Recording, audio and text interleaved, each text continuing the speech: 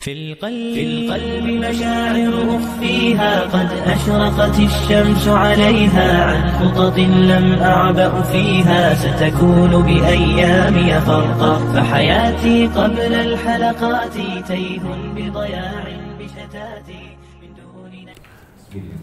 Assalamualaikum warahmatullahi wabarakatuh. Tentu saja, bagaimana caranya bersabar jika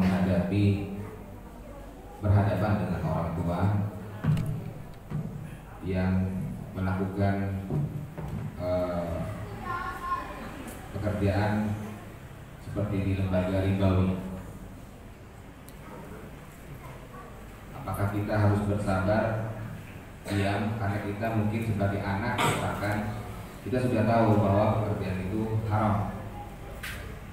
Kemudian bagaimana cara menasehatinya? Apakah harus tetap bersabar diam atau kita menasehati? Karena kalau kita menasehati pasti dibilang kamu tahu apa.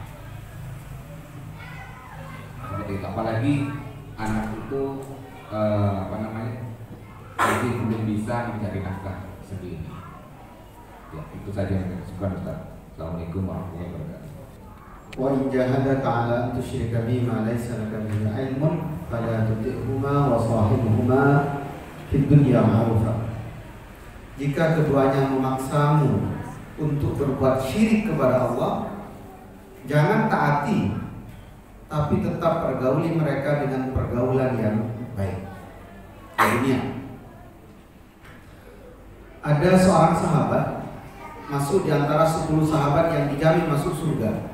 Namanya Sa'ad bin Abi Waqqas. Beliau ketika berkata di hadapan ibunya, saya telah mengikuti millah Muhammad, saya telah mengikuti ajaran Nabi Muhammad. Kemudian ibunya berkata, tinggalkan agama itu atau saya tidak akan makan sampai saya meninggal. Jadi ancamannya luar biasa. Tinggalkan agama itu, agama Muhammad itu, atau saya akan tidak makan, kemudian saya sakit sampai saya meninggal. Ternyata Sa'ad bin Abi Waqqas tidak kemudian berhenti saat itu putus asa, tetap ibunya dinasihati terus menerus. Sampai mengatakan dia, seandainya ibu punya 70.000 kali nyawa, hidup lagi, mati lagi, saya akan tetap mengikuti agama Muhammad. Sehingga setelah itu ibunya luluh dan kemudian mengakui bahwa Sa'ad bin Abi Waqqas termasuk di antara orang yang memiliki keteguhan. Artinya apa? Ketika kita dalam suatu keadaan misalnya bertentangan dengan orang tua kita tahu di dalam pengajian, tahu dalam majelis ilmu, tahu di sekolah kita itu tidak boleh, tapi orang tua kita menganggap itu boleh. Dan ancamannya dengan sesuatu yang buat kita bingung. Kadang-kadang kan ada sebagian anak yang diancam dengan, kamu kalau terus begini, kamu jadi anak yang durhaka. Kamu kalau terus nasihati ibu, kamu termasuk anak yang membangkang. Tidak masalah kalimat-kalimat itu selama kita tidak menyiapkan durhaka. Artinya tetap diupayakan, dinasihati. Perkara hasilnya nanti seperti apa, itu bukan ranah kita. Kata para ulama itu kan hidayah ada dua. Ada hidayatul irsyad, ada hidayatul taufik. Jadi hidayah kita adalah hidayah nasihat, terus berikan nasihat. Ibu atau orang tua kita berubah atau tidak, itu terserah Allah. Nah, disitulah baru kita tunjukkan kesabaran. Datang lagi, diomelin lagi. Yang penting jangan sampai mengeluarkan kalimat-kalimat yang menunjukkan kita ini tidak sabar, atau mengeluarkan kalimat yang kemudian mendatangkan kemurkaan Allah. Kadang begini, kadang orang tua tersebut marah sehingga orang tua tersebut merasa dihakimi sama sang anak.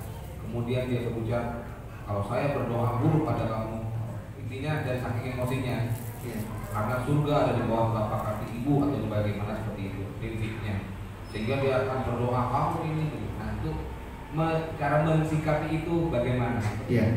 Ya seperti tadi, ketika ada kalimat-kalimat seperti itu, kadang nyali itu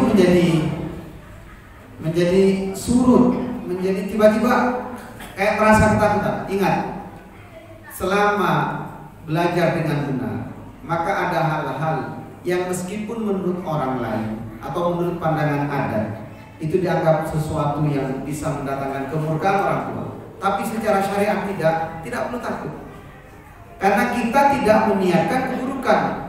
Berbeda kalau anak membangkang kepada orang tua dengan cara maksiat, membangkang kepada orang tua dengan sesuatu yang memang dilarang dalam syariat. Uququl walidain itu dia membangkang pada orang tuanya, memang membangkang. Tapi dalam misalnya kita menasihati orang tua dengan cara yang benar kan ya, dengan cara yang lembut, dengan cara yang sopan. Tapi kemudian kalimat-kalimatnya menakutkan, maka tidak perlu terlalu risau. Selama niat kita memang benar-benar tulus karena Allah Subhanahu wa Ta'ala. Jadi seperti itu.